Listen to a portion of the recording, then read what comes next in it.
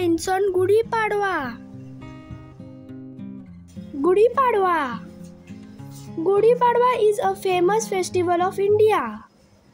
It is celebrated on the first day of Chaitra month as per Hindu calendar.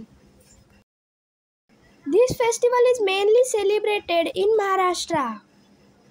Gudi is erected in front of the door of house to welcome the new year.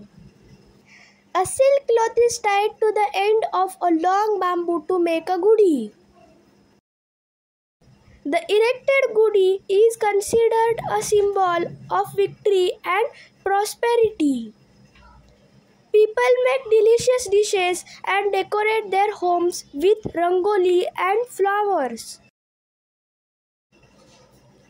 Gudi Padwa is a harvest festival and marks the end of Rabi season. This festival is celebrated with great joy and happiness.